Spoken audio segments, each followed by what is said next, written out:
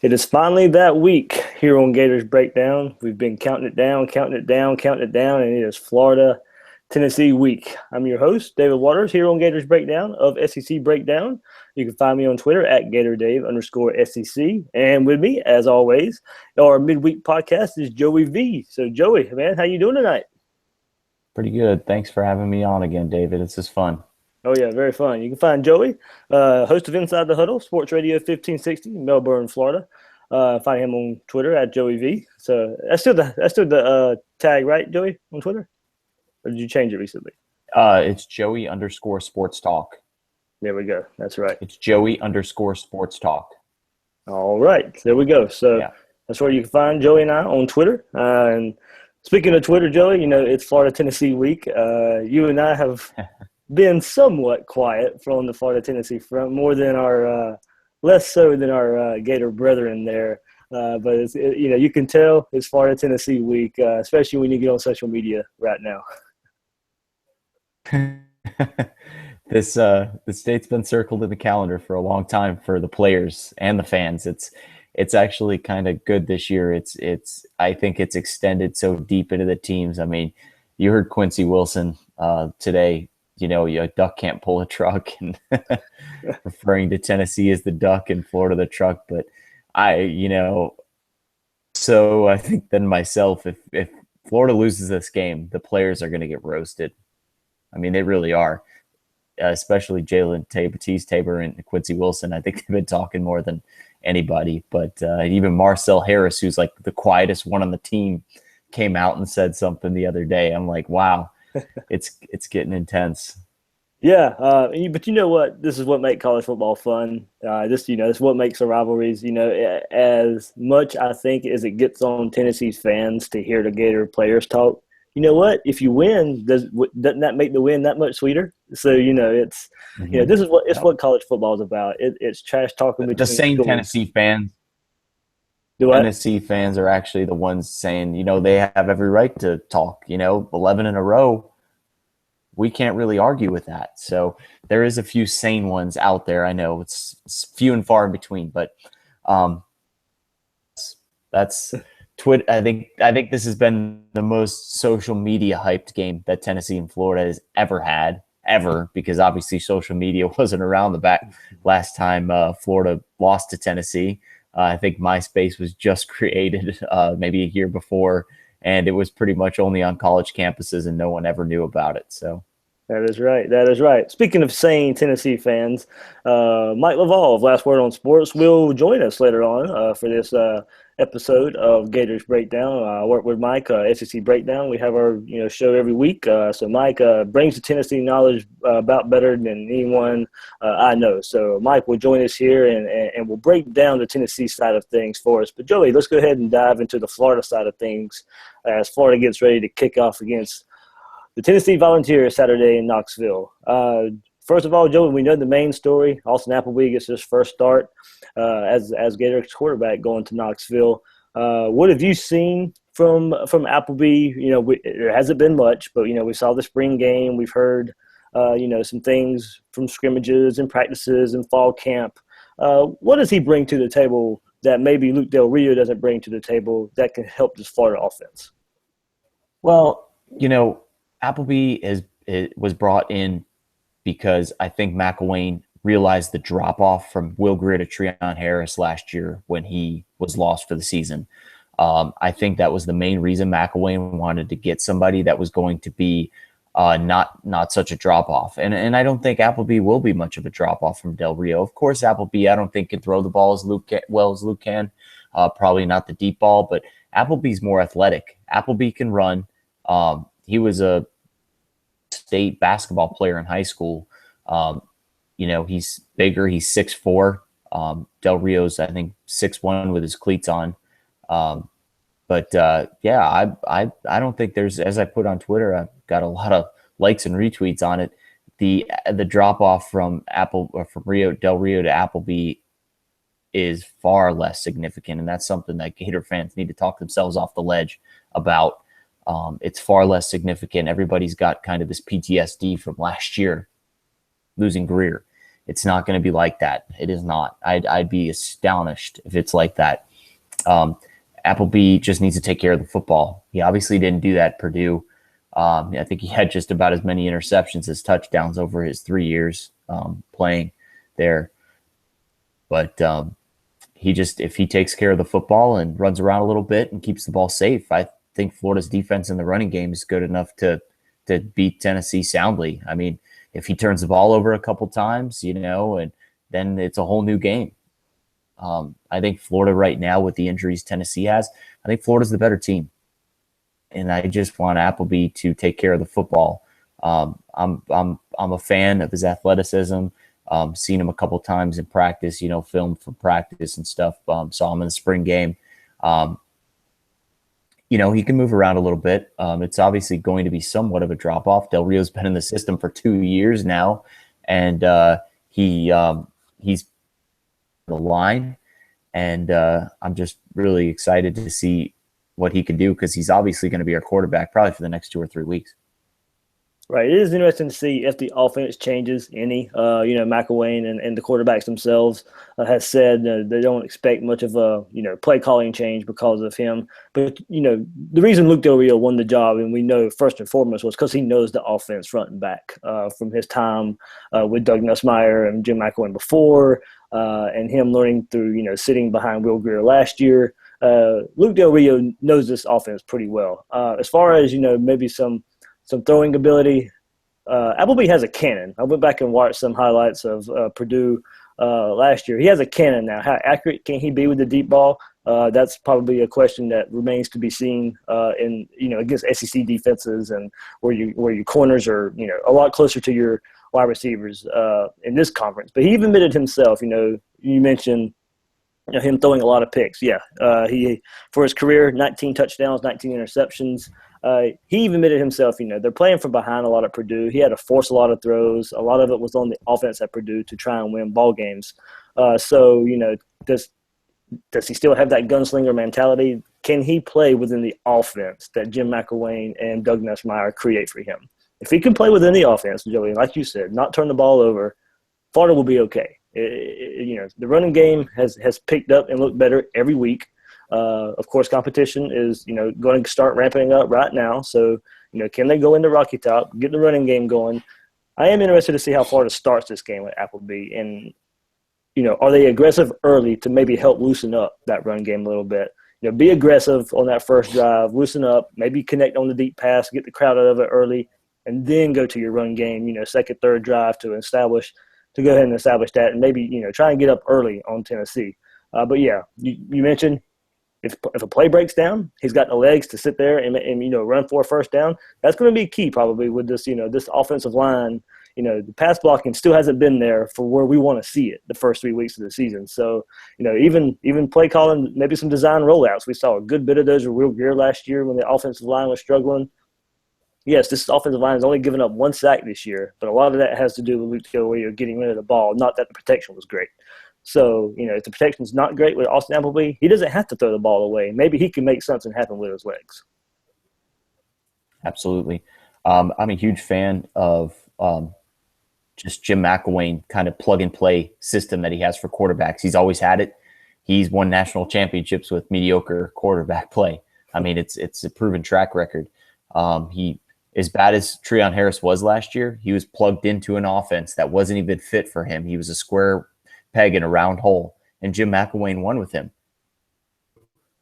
Probably should have beat Florida State. I mean, so I'm not going to sit here and say that Jim McElwain will make Appleby ready, because I think the practices are closed this week. They haven't even opened the playbook yet. Okay, let's just be honest. We talked about it on last week's show. Very vanilla offense this past week. We saw it. 32 points, probably could have scored a lot more, but they didn't go for, they had 1 or 2 home run plays, but those are plays we've seen the last 2 weeks already previous to that, those big play action, home run, deep ball plays. I think hasn't even been used yet, and you're going to see a lot of it on Saturday. And also, I think, there's going to be some changes maybe in positioning too. You might see Brandon Powell move to running back maybe for a few snaps, a little trickery, a little end arounds. It just we see a little few trick plays, maybe some read options sprinkled in there. McElwain does run that offense where he literally uses every type of offense in his offense. A balanced offense, whatever you want to call it. So I expect Appleby to do just fine. Like I said, if he takes care of the football, Florida's defense and their weapons are good enough to win this game on their own. Just hand the ball off. You got 4 running backs right now that are averaging combined on just under 200 yards per game. This is number 1 in the country. We know the defense is going to be the defense. I just want to see Appleby just be safe, play safe. You got not only this game, but then you got another game that's after next week in Vanderbilt, and then LSU's coming to the Swamp, and that's not going to be an easy game. Les Miles is coaching for his job this year, and you might see the Mad Hatter, pull a few tricks up his sleeve, a few fake punts, a few fake kicks. I mean, he's done it before against Florida, and I think he's very capable of doing it again this year. He beat Florida in the Swamp, remember, a couple years ago, where the kicker threw the ball behind, or the kick holder, placeholder, threw the ball behind his head, and the kicker, caught it or ran it in for a touchdown. Do you remember that when I think it was 2 years ago in 2014? Remember that? That was a very tight game, and LSU won on the fake field goal. Yeah. I remember the one fake. I think Meyer was here when he threw it behind his head and it bounced, and it was right into the cradle of the LSU field goal kicker. So last year, Vernon Hargreaves bid on the field goal and left the kicker wide open on the edge. So, the Mad Hatter always seems to pull tricks. So that game's, a lot of Florida fans I saw on Twitter were looking to that game, thinking it wasn't going to be as tough, but it still is. So there's a few games that Appleby still has to be ready for if Del Rio's not prepared. Right, and in order to help Appleby, you went ahead and mentioned it with the 4 running backs, Florida has right now: Jordan Scarlett, Mark Thompson, LaMichael Pirine, Jordan Cronkite. You mentioned Scarlett leads right now, 33 carries for 175 yards on the season, 2 touchdowns. Thompson with 32 carries, 166 yards, also 2 touchdowns. LaMichael Pirine, 29 carries, 161 yards, and a touchdown. That's your main top 3 right there. And look, 33 carries, 32 carries, 29 carries. It's getting, they're getting their carries, and it's even pretty much up, except when you get the Jordan Cronkite with 17 carries and for 80 yards. So, Joey, I guess the question I pose with SEC play starting, do you see this 4-headed running back stable still being used, or do you see it dwindling down into maybe your 2 or 3 main backs? Yeah, I think it's going to be starting to go with the hot hand. As you saw, LaMichael Pirine was kind of getting the hot hand last game, and he got a majority of the carries in the second half. I think it was also to get him reps, obviously. But I think now with the SEC starting to play, we're kind of feeling around and testing your foot in the water to see what the temperature is, And I think that like you said, the 2 or 3 backs that want it most. And I think that these last 3 games were kind of a tryout for all 4 of them. And to see who kind of breaks through. I wouldn't be surprised if LaMichael Pirine is the second best running back on the Gators. I mean, he's, like Jim McElwain said, he's an SEC back, and he looks the part and he plays the part. His first fumble on his first carry ever in college football. He's had a pretty outstanding 3 games. So I'm excited to see what he's going to bring to the table. Mark Thompson played a little better on Saturday. I was really pleased. It's good to see that he's kind of coming along. That hurdle in the end zone was sweet. That was really nice. So, but I'm excited about the running backs. I'm excited about the wide receivers. I love Freddie Swain. I think I said it back in February that I think Freddie Swain could end up being the best receiver of our class this year. And yes, that's better than Tyree Cleveland, better than Rick Wells, better than Hammond. I think Freddie Swain could be that next guy, that Bubba Caldwell type, that next, really good, solid Florida receiver that people remember for a long time.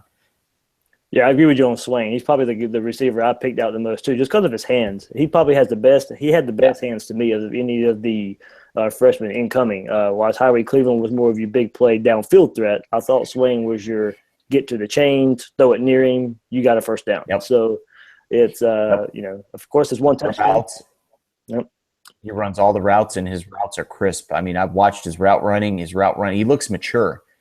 Yep. He looks a lot older than he is. He looks like he could be a junior. I mean, and he's a true freshman. So, Coach, a little bit of a question about Callaway. I think McElwain's sandbagging there a little bit. I don't think the more than likely deep thigh bruise is going to hamper Callaway much at all going into Knoxville. But, Joey, do you see – you mentioned Swain, of course, and Hammond. Those are probably your two main freshmen who have gotten some playing time. Do you see – I don't see it, just because of Callaway last year and how much he used Callaway as a freshman. Do you see any way where maybe C.J. Wharton, Ahmad Fullwood, Chris Thompson maybe get a majority of the snaps just because it's the first road game and these freshmen haven't played in this environment yet? I don't know. Fullwood's actually having a decent year this year. We've bashed him a lot the last couple of years because he's been a big disappointment. Let's put it how it is. We had really high hopes for him. He struggles to block. He's actually playing a lot better. He had a couple nice blocks last game. Really pleased to see how he's playing. CJ Wharton kind of had the dropsies. It was like kind of his real first game back though. So I kind of start off slow. But yeah, CJ Wharton has obviously experience, SEC championship game experience. So I would still expect probably the first to start the game probably going to be I think Hammond was last game. I think it's going to be obviously Callaway, Powell, and probably either Swain or Hammond, one of the two. Agree there. And we'll dive into the offensive line right quick before we bring Mike in to talk the Vol side of things, and then we'll dive into the Florida defense. Of course, Florida – Juwan Taylor, you can't say much more about the freshman starting at right tackle. He's come in, and when he's come in, the right side of the line, Florida can run on the right side of the line behind him and feel pretty confident there. Tyler Jordan's going to be out with his eye surgery. I thought he might try to come back, but they'd said he would last week that he would probably miss the Tennessee game, and reaffirmed it again this week that he was out. So with the move to Fred Johnson on the inside, Richard Jasir Jones behind him. Fred Johnson actually, he did look better at guard than he did look at tackle. So I think, that kind of, I ain't going to say helped Florida in a way, because Tyler Jordan, don't get me wrong, he wasn't out there mowing people down either. Fred Johnson can get his feet under him a little bit more, get used to playing guard. I really think that right side of the line has been shored up a good bit.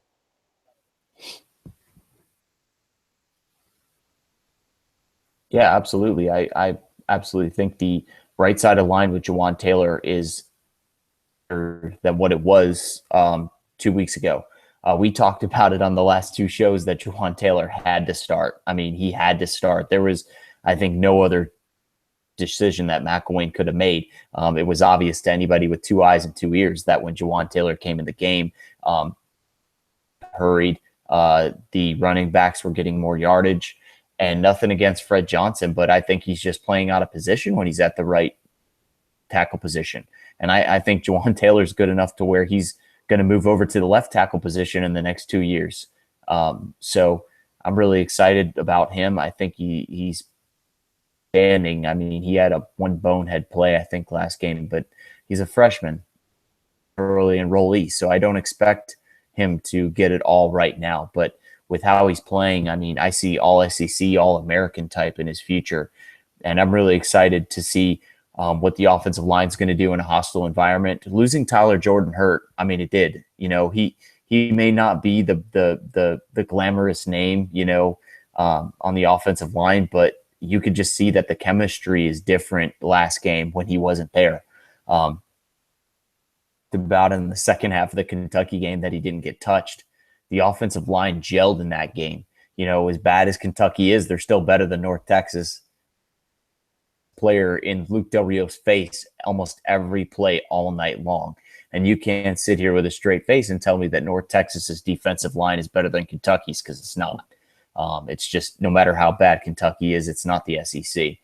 And it completely changed things. I think that Summers has to come in with his coaching. We know he probably can't recruit anymore, but he can coach. And I think that he needs to be able to develop the players that he has going right now. And that's kind of where you plug and play.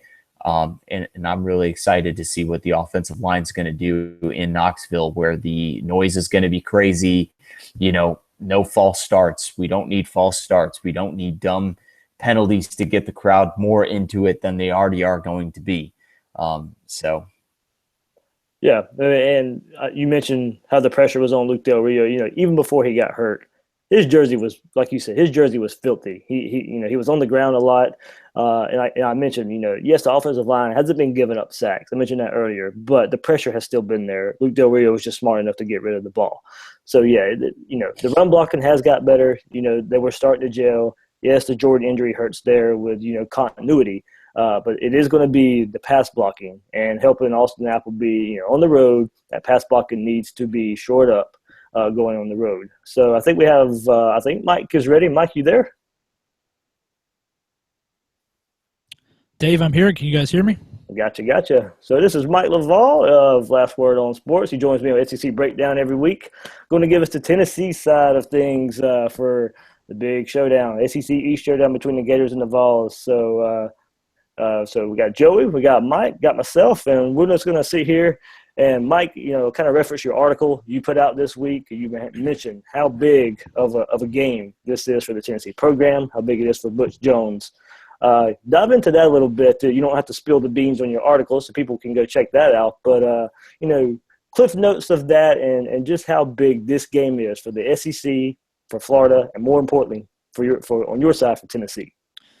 Yeah, Dave, first off, Joey and Dave, thanks for having me. I think this is a huge game for Tennessee. It's the most important game of the season. I think most everybody agrees with that, but I think it's more than that. I think it's a critical juncture in the Jones era at Tennessee. I kind of go back the generation. Tennessee played second fiddle to Alabama for so long, and then, of course, the 90s came around, and Tennessee was on the doorstep of a dynasty, and we watched Florida walk right past us into the dynasty door. So now we're not only playing second fiddle to Alabama in the mid-'90s, now we're playing second fiddle in our division to Florida. Tennessee's had a really bad decade with a Phil Fulmer saga, and then Lane Kiffin. Of course, everybody knows what happened there. Derek Dooley comes in. That didn't work out. Butch Jones comes in. He's laid a great foundation for the program, got a lot of talent in Tennessee. But he still hasn't beaten. He doesn't have a real signature win. He's got a come from behind win against South Carolina, a ranked Gamecock team, and a win last year against Georgia. But at Tennessee, the only way you're going to get signature wins is if you beat Alabama or if you beat Florida. He doesn't have that yet. So it's a critical juncture for him. If they win, they end the streak, and that's huge for the fan base, the administration, to get people buy-in. They get the inside track to the East Division Championship in Atlanta, and then he gets his first real signature win. If they lose, they're still second fiddle in the East. The mentality of the program, that competitive momentum is what I call it in the article, just doesn't get there. And so they I talk about it being, they continue on their path of mediocrity. And that's just not going to cut it for Tennessee fans who trace their lineage as one of the top 10 or 15 teams in the nation, maybe even a little bit higher in the top 10. I think you can argue Tennessee is probably somewhere between 8 and 11, 8 and 12 as far as programs in the history of college football. So playing second fiddle in their own division doesn't really work for them. So I think this Florida game represents a critical junction in the Butch Jones era. They win. Butch Jones is able to take the program forward where he wants it to get back to the top of the East. They lose, and they're kind of stuck and mired in that second place, third place in the division for the foreseeable future. That's why I think this game is so important. Joe, you got something for Mike? Yeah, I just wanted to ask Mike, do you think that if Butch Jones loses his fourth straight to Florida with arguably his best team and SEC East champions, that he automatically jumps on the hot seat on Sunday morning? Yeah, I don't know if he goes on the hot seat. We'll have to play out the rest of the season. If he goes 10-2 with a loss to Florida and Alabama, I don't think he's on the hot seat. But what he does lose is he loses the benefit of the doubt with at least the fan base Not sure about the boosters and the administration. Of course, the Tennessee will be changing athletic directors over the summer. It'd be great for Butch Jones to go into that athletic director transition not having a 12-game losing streak to Florida. We see exhibit number 1 with keeping the home and family happy is Les Miles at Louisiana State. He's got a national championship and I think averages 10 wins a season. They're still probably going to get rid of him at the end of this season. So I don't think Butch Jones is necessarily on the hot seat after the Florida game if he loses, but he certainly is closer. And an 8-4 season with a loss to Florida, he's probably on a very warm seat, if not a hot seat. 10-2 season with a loss to Florida and Alabama, he's probably fine, even though people want to see a win against one of those teams. So I don't necessarily think it makes him on the hot seat, but it does put him in a very precarious situation. Mike, because good. Oh, I'm sorry. No, go ahead. Just a second part to the question. Because when the new athletic director comes in for Dave Hart, that's not going to be his guy. Butch Jones will not be his guy. So if Butch Jones, I think, on Saturday and presumably loses to Alabama in a couple of weeks, I think that the automatic thing that the athletic director is going to say is you have to beat Florida this year or else you're done. So I think it would put him on a hot seat maybe for 2017, possibly. Yeah, absolutely. That's a possibility. And there's a couple, probably about 6 candidates being floating around now, 2 of those internal. So that would make a difference. But yeah, in the history of Tennessee football, Johnny Majors got fired because he couldn't beat Alabama. Phil Fulmer got fired because he couldn't beat Florida. So if Butch Jones is able to go through the 4th season and go 0-8 against those 2 teams, that the history of the program doesn't bode well for him. Mike, we'll dive into the game. Saturday, 3:30. We know it's been pointed to for a long time, both sides. More so from Josh Dobbs. Let's go towards Josh Dobbs. A lot of talk, during the offseason. He has to get better in the passing game. He has to be able to hit some shots downfield. If the game doesn't follow last year's script where Josh Dobbs was the leading passer, the leading rusher, the leading receiver, if Florida stops Josh Dobbs running, do Tennessee fans feel confident that he has taken the next step and can win a game with his arm? Well, I think when you look at Josh Dobbs, the reason Josh Dobbs is so dangerous with his legs is because if you stop Joshua Dobbs running, then you're probably not going to stop Jalen Hurd and Alvin Kamara. One of the scheme things you're going to see different in the Florida game that you haven't seen in the previous 3 games, you're going to see probably 10 to 20 plays, I think, where you're going to see Jalen Hurd and Alvin Kamara in the backfield at the same time. They put them in the backfield, I think, for 2 or 3 plays in the Ohio game, just, I think, to run through that formation and get used to it. So if I would tell people to look for Kamara and Hurd in the backfield at the same time. I think that's going to be a wrinkle that DeBoard puts into the game. So going back to Joshua Dobbs, if you stop him running, you're also going to have to stop. You're going to have to pull somebody away, whether it's a guy that shadows Dobbs or tell your defensive ends to stay down the field and not cave in on the line, then you're probably not going to stop Kamara and Hurd. So then you have to deal with that. As far as his arm, I think what's been surprising this season is the development of the wide receivers. If you go back and look at the Virginia Tech game, Malone had a good game, a couple of jump balls there. Joshua Dobbs doesn't have to win the game with his arm. He just has to be a little bit better than he was last year. And I think with the development of the wide receiver core, I think he's more confident in throwing the ball up and getting it into that area. I think Tennessee's going to have a height advantage over the Florida cornerbacks, probably 4 inches on each side. And then what you also haven't seen so far this season is you haven't really seen him use the tight end, Ethan Wolf. Look for the tight end to get at least 5 targets, I think, in the passing game in the first half.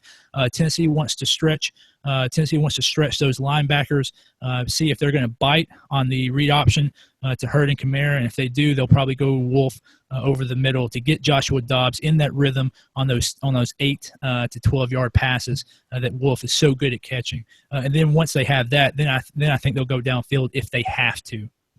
Mike, I've watched Tennessee a good bit, and I'm glad you bring it up because I've kind of forgotten about the fact we did our top 5 tight ends before, the season started, and Ethan Wolf was on that list, but we haven't seen Tennessee use him like I think. So you might be right. There might be a little wrinkle or a little hidden gem that Tennessee's doing. But, Mike, if I'm Florida, and the way I've kind of approached this game, I'm telling Jalen Tabor, you have your man. Quincy Wilson, you have your man. Marcus May, you don't get beat deep. Everybody else, you concentrate on the run game. You create your box and don't let the run game beat you. Is that how you would defend this Tennessee offense? Is that what Florida should do?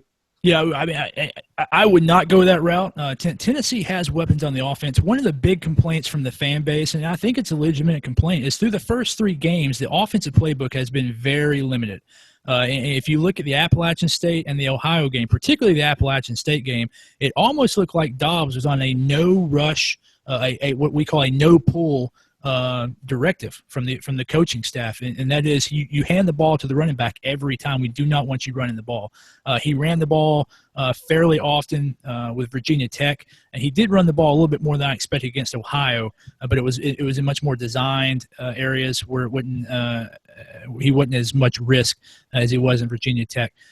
So Tennessee does have weapons, Wolf, and they also have Josh Smith will be back this game. So if they just lock the corners on the receiver and the free safety plays 10 or 15 yards deep, you look for Dobbs to exercise those 10 and 12-yard passing routes with Wolf across the middle, and he loves to go to Josh Smith on those short slants and the hot routes where Dobbs just takes a step and throws it basically on a quick post to Smith over the middle. So you have to account for that, and then you also have to account for Hurd and Kamara out of the backfield. Last season, in terms of reception, Kamara and Hurd, the 2 running backs, were in the top 5 receivers for the season. So Tennessee has the ability to stretch out a defense. I think if you just put the 8 guys in the box, I think Tennessee will find a way to get outside or get behind the linebackers and be able to move the ball consistently at least 3 or 4 drives a game. And what about the offensive line, since we're already there, kind of talking about that? With what you've just discussed, does all that go out the window if the offensive line doesn't improve from what we've seen these first 3 games? The offensive line is definitely going to be Tennessee's biggest disadvantage against a very aggressive and strong and athletic Florida front.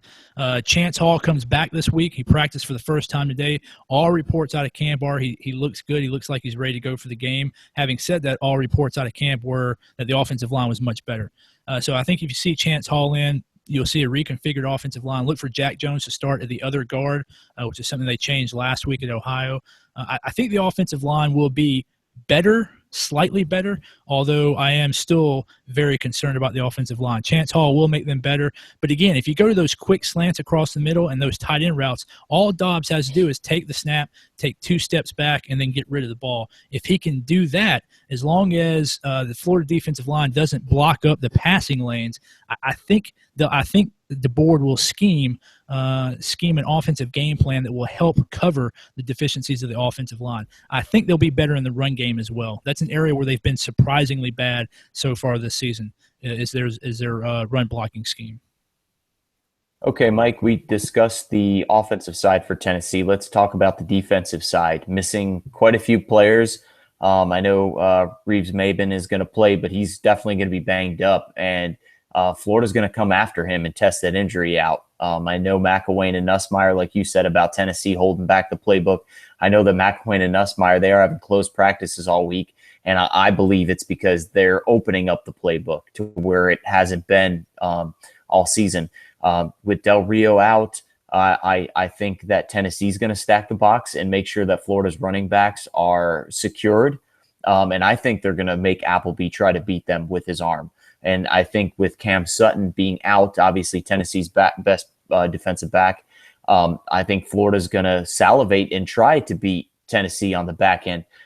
Is Tennessee is that what you think they're going to do? Is they're going to put 8-9 in the box and try to make Appleby prove his worth as far as a quarterback? Joey, I don't know they're going to put eight guys in the box. Bob Shoop normally runs a 4-2-5, so he usually has that nickelback / star concept on defensive side. I don't know that he's going to scheme differently, so I don't know if he's going to go away from that 4-2-5 to like a 4-3. What I do think you're going to see different in this game that you haven't seen in the first 3 games is a far more robust blitz package. By my count, they've sent more than 5 guys on less than 25% of their plays, which for a Bob Shoop defense is very low. Shoop usually averages over 33%, sometimes getting up to 40% on blitzes and pressures. So I think what you're going to see is you're going to see that that nickelback, who is probably going to be Rashawn Golden, if I had to guess. I think you're going to see him in blitz packages a lot more. I think they'll probably keep Jalen Reeves-Maybin back and let Colton Jumper or McDowell, one of those 2 guys will be at the other linebacker. They'll be the other pressure guys. So I would expect 6 guys rushing, probably anywhere between 40 and 50% of the defensive plays, letting Jalen Reeves-Maybin go side to side to clear up anything that gets past those guys, and then rely on the 4 guys on the backside. Tennessee doesn't play a flip field corner. They play mirror, so left, right. They stay on the same side. And then Shoot plays a 2 deep safety. I don't think you're going to see much scheme change. What I think you're going to see is a lot more blitzing. And if I was Florida, I would practice the screens a lot, the wide receiver screens, and then the running back screens to hopefully get over that rush and then test out Jalen Reeves-Maybin's ability to move side to side and make the tackle in the open field. Mike, we have seen. Yeah, that's exactly what I was thinking. Yeah, and Joey can speak to this. These first few games for Florida, we have seen more of the running back screen game and the wide receiver screen game than we had seen last year. Partly that I think Florida has better running backs that can actually catch the ball and get upfield and make something happen after those screen passes, and also just to help Luke Del Rio in the wide receiver screen game. Now Austin Appleby. We mentioned just a little bit of the defense and maybe what scheme. Mike, does the scheme change with Sutton, Sapp, and Kirkland out? And what's behind those guys or who's behind those guys that will step up for Tennessee in this game?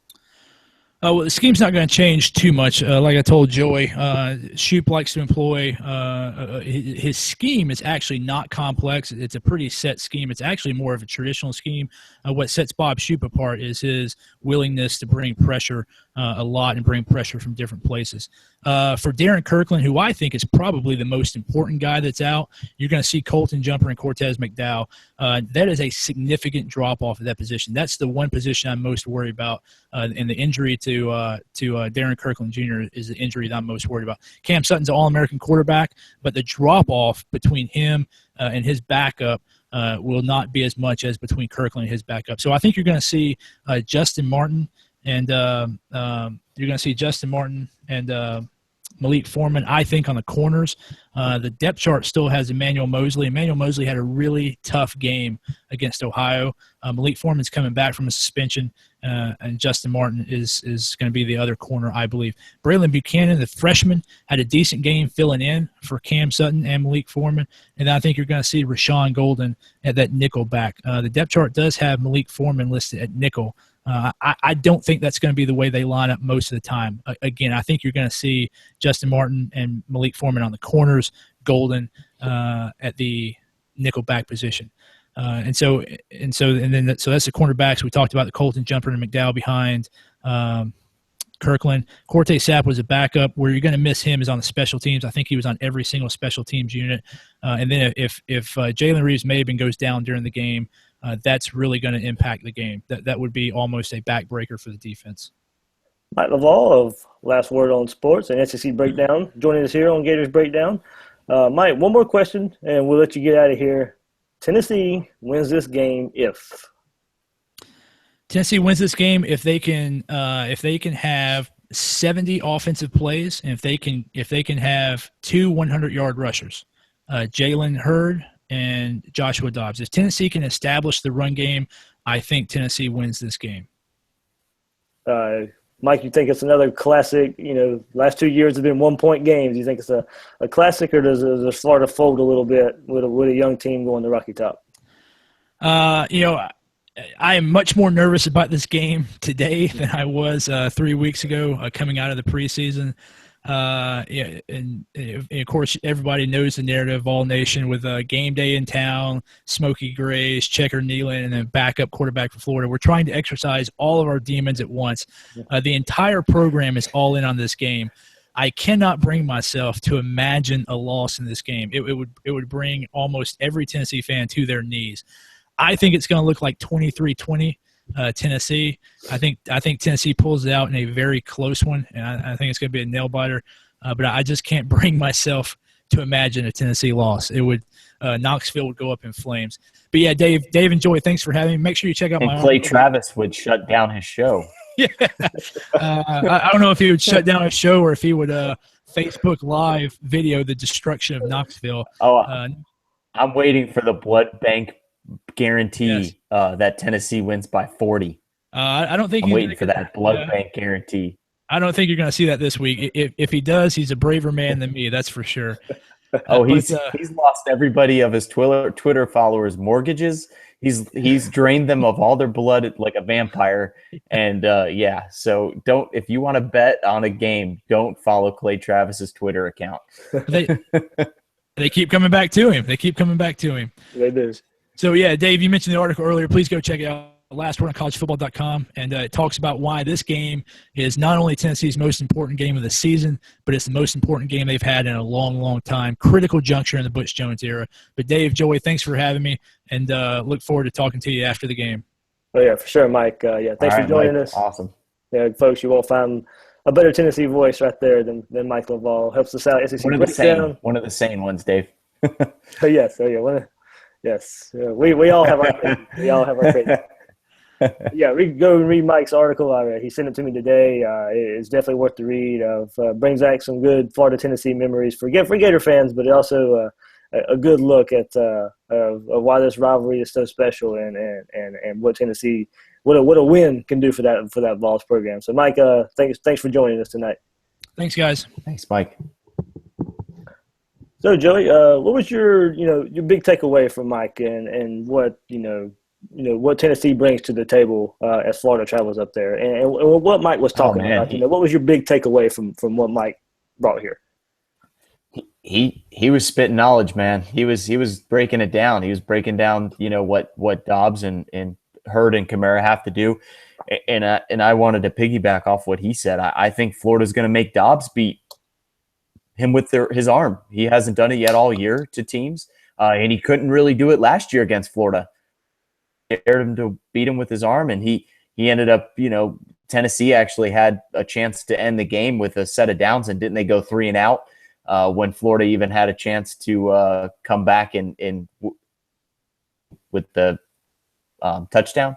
So, I mean, I think Florida's just going to do the blueprint that they had last year, because Tennessee's weapons are all the same on offense. I mean, they don't really have any new wrinkles. So I think you're going to see Florida, like you said, Quincy and Tease are going to take their man. You might see a 2 high safety, Marcel and Marcus, or maybe somebody cheats down into the box, and you're going to probably see 8 guys in the box for the Gators. That is that if Tennessee has 2 100-yard rushers, they'll win the game. And that's probably true, because if Florida's going to stack the box and give up 200 yards to guys, then you deserve to lose the game.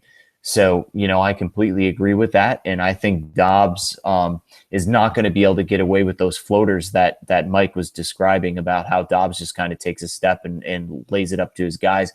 I don't care if his receivers got, 3-4 inches on these. They're the 2 most athletic cornerbacks in college football. It doesn't matter if they're 6 foot tall, 6'1". They can get up there with the tallest of them. These are guys that, made Treadwell, who was a first-round pick last year, pretty much look like the invisible man. And Treadwell 6'4", 6'5". So, the height doesn't bother me. What scares me is that Dobbs and Hurd or Kamara get 100 yards each on the ground. I think the Gators have to shut down Hurd. I think that if he gets going like he did last year, Hurd kind of killed the Gators in the swamp last year. I think that could be a very dangerous and long afternoon for the Florida defense. As far as the offense goes, I think that you're going to he said that you're just going to see a base defense out of Tennessee, but I don't think so. I think you are going to see Tennessee dare Appleby to throw the ball down the field, dare him to try to win with his arm, because he hasn't done it all year just as much as Dobbs hasn't. He hasn't really had a chance to, and he hasn't shown that he can.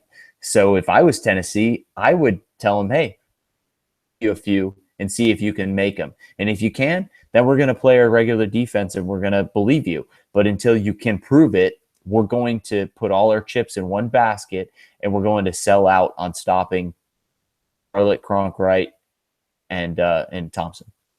Yeah, because what we saw against Kentucky, and of course was Florida's best offensive showing so far. The run game was working, and everything was predicated on the play action. It was going deep downfield, was based off of play action. Play action rollouts.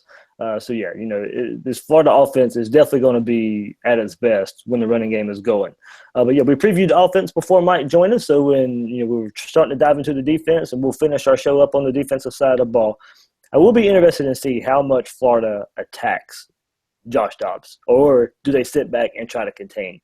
When his first 3 games, and especially the last game, I understand it was North Texas, but that's probably one of the most attacking defenses from Florida that I've ever seen. It was the defensive line was just bull rushing, getting into the backfield, linebackers, blitzing, and very basic blitzes. Don't get me wrong, that's all they needed to be. But it was just a lot of meeting in the backfield, and a lot of the young players, Jabari Zuniga, Ja'Kai Polite got involved. And speaking of Zuniga, I pointed him out before the season started how much I liked him. 4 sacks on the year. I think that's 8th in the nation right now. Good for Zuniga there. But I am interested to see, do they want to pressure Dobbs a lot? Do they really want to pressure him and see if he can mess up from the pressure? Or, much like, since he killed him last year with his legs and big plays, do they sit back and kind of try and contain him a little bit? I am interested to see that chess match a little bit as far as start out with a lot of pressure, and then, Dobbs Dobbs, Hurd, Kamara break a run early and maybe change their game plan a little bit, or do they just sit back and contain and let Dobbs make him sit back there and make him throw? So I am interested to see, do they try pressure and force turnovers, or do they sit back and not let him give up a run and see if he can be accurate with his arm? Yeah, it's funny that you talk about the defense. I think Tom Luganville was on the first team on Sirius XM in the mornings with Taylor Zarzer and Greg McElroy. It was either that or, yeah. He said that he thinks Florida's defense has mental problems. They're psychotic. They are. And that's what Jeff Collins does. He brought that psycho defense mentality from Mississippi State to Florida, and he do, say, and act however they want, and they act nuts on the field. They do, and I honestly think that if Florida continues to play on defense how they've been playing, this could possibly go down as one of the best defenses in Florida history, and that's saying a lot with some of the elite and the great defensive players that have come through the University of Florida. But with the talent and with a healthy Alex Anzalone and next to Jared Davis, it kind of lightens Jared Davis's load. In first-round picks and Quincy Wilson and Tease Tabor on the back end, and probably an early second-round pick in Marcus May. I mean, this defense has a chance to be historical at the University of Florida. So, going to your point about containing Dobbs, I think you're going to see a lot of laying off on the edges.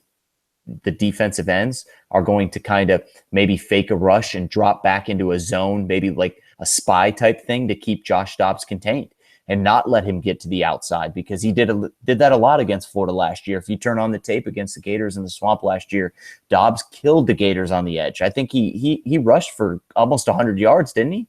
18 carries for 136 yards. There it is. He shredded the defense on the edge. And I think this year you're going to start seeing, linebackers shade to the ends. You're going to see the defensive ends who are very athletic. I think they're skilled enough to contain a guy like Dobbs. But Dobbs is big. He's 6'4". I think he's like 230. And he runs he's runner. So I think that's what I was talking about earlier when I said I think they're going to force Dobbs to throw. They don't want to give up Dobbs a big play to him on the ground. They don't want to give Kamara and Hurd a chance to break one for 40 yards. So I think the front seven is going to sell out on the run. Yeah, so right now, stats speak for themselves for Florida. After 3 weeks, leads the country in yards allowed, 129.7 yards a game. Scoring defense and 4.7 points a game, and lead the nation in sacks with 16s. So with 16 sacks. So Florida, 16 sacks, and have only given up 15 completions. So they have more sacks than completions given up this year. Granted, yes, we know the competition is not the best. But Florida came off this past game against North Texas by giving up only 53 yards, which was a school record for a Gator defense. So, yes, we know the competition hasn't been the best, but this Florida defense is doing what it's supposed to do against offenses in the like there, and showing that they're an aggressive attacking style defense, one of the SEC's best. We didn't think the defense would fall off much from last year. And it hasn't. So I think my only worry is, there's 1 or 2 games a year where, inexplicably, LSU game last year, Alabama game, the SEC championship game last year, where, these deep passes still get completed somehow. The players are even there in position, and somehow, the deep throws. I mean, as bad as Brandon Harris looked last year, Florida for the first half of that game against LSU made him look like an All-American quarterback somehow. So you have to wonder, would it be just that type of game somehow against Tennessee? There's everything. I do think and I said it on Bill King's show this morning. I do think there's a time when everything does click for Tennessee. When would that be? The offensive line will gel. The running game will get together and go like it's like what we thought it would coming into this year. But when is that? It needs to be now, against Florida and this 4-game streak Tennessee's got coming up, with Georgia the next week, A&M. Then I think they have a bye week, and then Alabama. This is when Tennessee wants to hit its stride. I think they're a little bit behind schedule, further along than what they thought going into game 4 this is now. I don't think a lot of people thought they would struggle the first 3 games that they did. Like Mike said, he wasn't as nervous as he was 3 weeks ago as he is now. And a lot of that probably has to do with the offensive line play for Tennessee. Think about this, David. Think about this. Yeah. Think about this for 1 second. If Florida beats Tennessee on Saturday, and look at Tennessee's schedule, Georgia, A&M, and then Tennessee could lose 4 in a row. Picked to win 10, 11 games by most people this year in the media. And they honestly, because this would, like Mike said, this would demoralize not only the fan base, this would demoralize the team losing to Florida. They could, logically speaking, Georgia seems like they're playing a little bit better right now. Texas A&M, many believe, is the second best team in the SEC right now. Be surprised if Tennessee drops a game on Saturday to see them lose 3 or 4 of the next 4 games. And what would that do for, the season? And that's crazy to think that just 3 weeks ago, like you were just saying about Mike, that they had all the confidence in the world. And right now, Florida coming into Rocky Top with 100,000 people and with a backup quarterback, and their fan base is scared and nervous because they saw how their team has been playing the last 3 weeks. And it's just inexplicable to see where we've come just in the last 3 weeks of the season, the first 3 weeks of the season, with the confidence that Tennessee's had and the confidence that Florida now has. Yeah, it's funny. Mike and I even talked about that before the season started. Like with this Florida game, it was kind of a personal conversation Mike had of what is behind this game. What happens if Tennessee does lose this game? Does it spiral out of control and they somehow play worse than they really are? Like I said, at one point this season, I do think it clicks for them. I do think that offensive line doesn't play as bad as they're playing now. The run game, the 3-headed monster of Hurd, Dobbs, Kamara, gets it going, and I still think the question will be, can Josh Dobbs pass down the field on a more consistent basis? Him and Josh Malone have done pretty well together so far when they've needed a big play, but can that keep going? So it's Florida, it's Tennessee. That's Joey. I'm Dave. This is your Gators Breakdown podcast that we do every week. Joey, so what are you most looking forward to as this game comes up on Saturday? Is it something on offense, something on defense? Is it just something, miscellaneous? What are you most looking forward to in this game? I'm actually looking forward to who outcoaches who. This is not just a battle on the field. This is a battle of the coaches. See if McElwain can outduel Butch Jones again for another year, And I'm going to be interested because I think the coaching staff is as much invested into this game as the players are, as far as, legacy and trash talking and, just kind of the bitter rivalry that Tennessee and Florida is kind of coming again like they were in the 90s, in the early 2000s. Saturday night, somebody's going to be very angry. And, I'm really interested to see which coach outcoaches the other, and interested to see what Nussmeier has for Bob Shoop. Shoop came in with a lot of praise. This is, I think, where Nussmeier has to prove his worth as an offensive coordinator. And if he ever wants to get a head coaching job, I think this is the kind of team and this is the kind of defense that he needs to scheme around. And that's what I'm really looking forward to the most. But I do think, I don't know if we're going into predictions yet, but I do think that is that okay? Oh, yeah, go ahead. Yep. Okay. I do think that it's going to be another close game. I think if this game was in Gainesville this year with everything that Florida has and Tennessee doesn't, so to say, as far as injuries and momentum and stuff like that, I think Florida would win running away. But I think it's going to be a very close game.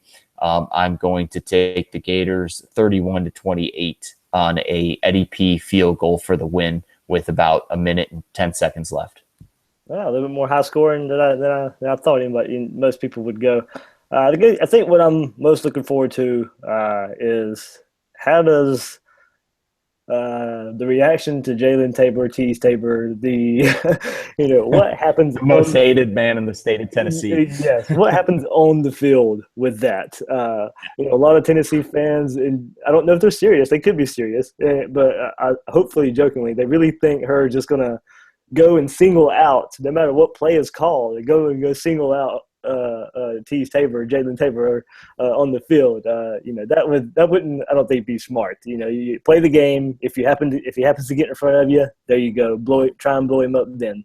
But if those two get matched up on each other, I think all eyes will be looking, and you may try and DVR that play go back and DVR and watch that play a couple times. But yeah, all the trash talking. Hopefully, it's all in good fun. Hopefully, the game doesn't get ugly, and we hope this is like you said, the game that we knew 90s through 2001, where it was prime time, winner goes SEC championship game. But yeah, this is the first and probably the trifecta of SEC East matchups. Florida, Tennessee. Very next week, Georgia, Tennessee, and then Florida, Georgia later on in the year. So, yeah, this sets the stage for who can go to the SEC championship from the East. But, yeah, if we're doing predictions, Mike knows we did our SEC breakdown, season predictions, and, I said I can be biased a little bit. I was so evenly torn between Tennessee and Florida. Tennessee, was looking better with everybody they had coming back, 17, 18 returning starters. But Florida, off the 11 in a row against Tennessee, and also, defending East champions. I really think McElwain's a good coach if he has the right quarterback. I mean, I can say that about a lot of coaches, but McElwain has a track record with quarterbacks, that fits his system. He can get something done. I still think it's about as even as you can get up in Rocky Top. And once again, I'll admit it, I'll let my bias take over and take Florida in the 20-17 win. Much like you, probably Eddie P field goal late to win it and wrap it up for the Gators. But yeah, it's this game, it really can go either way. If it is a blowout one way or the other, I'd be really surprised. It's just this game can get ugly. If one team gets up, I don't see either offense being able to really necessarily mount a comeback. Both offensive lines, I don't necessarily know, can block if the game gets out of hand, and the defensive line can pin their ears back, either one. So, yeah, it'd be interesting to see there what happens. But, Joey, it's going to be fun, and I'm sure you and I will be in touch, during the week, but definitely on Saturday. Oh yeah, can't wait. All righty. This is Gators Breakdown. I'm host David Waters of SEC Breakdown. You can find me at GatorDave_SEC on Twitter. And Joey, tell everybody about yourself. I haven't really let you, 3 weeks, go back, but this is probably going to be one of our main podcasts here. So I'll let everybody hear from you. And my name's Joey. Went to the University of Florida, graduated 2010. Telecommunications. I've been with Sports Radio 1560 now for 2 years. So it's exciting. Thanks, Dave, for having me on this podcast. Really excited to do this. I think it's a great opportunity for us to kind of just have some fun and get some people involved in the process. It's going to be a good time. And I'm really looking forward to this season. And I'm just very excited for having on some guests, like Mike, and week in and week out, with especially, as we get into kind of the heart of the season, maybe getting somebody on from LSU and in Georgia. And, that's what I'm really looking forward to because we only know what we know about our Gators. It's really good to get an insight from other SEC programs, from other insiders and guys that are kind of in with the other programs. And I think that's really an exciting thing that I'm looking forward to the most, because I always like expanding my knowledge and talking to other guys around the SEC. You can kind of learn about other teams, maybe stuff that you didn't really know. And like tonight I learned that, Cam Sutton isn't even the biggest loss for the defense for Tennessee. I thought he was, and then Mike kind of went into described, that it wasn't. And I just was, that's the kind of stuff that I love to hear from, because it gives me more knowledge. And I just want to thank you for having me on the program. Oh yeah. Like I said, we do this every week. We've done it the first few weeks of the season. So Gators Breakdown will be your source for a different take on Gators football. And we love what we do, and we'll talk Gators. And so thanks for listening, guys. This has been Gators Breakdown of SEC Breakdown. You can find SEC Breakdown on Twitter at secbreakdown.com. You can go to iTunes, look for the podcast there, and iTunes to find this Gators Breakdown podcast. YouTube as well, youtube.com/SEC Breakdown. All of our content is loaded up there, and plenty of content there. A lot of the teams are covered there. We're still looking for more people to help with other teams in the SEC, but I think we have a good start, a good base for what we're doing here at SEC Breakdown and Gators Breakdown. So for Joey, this is David, and Florida-Tennessee week. So thanks for listening, guys.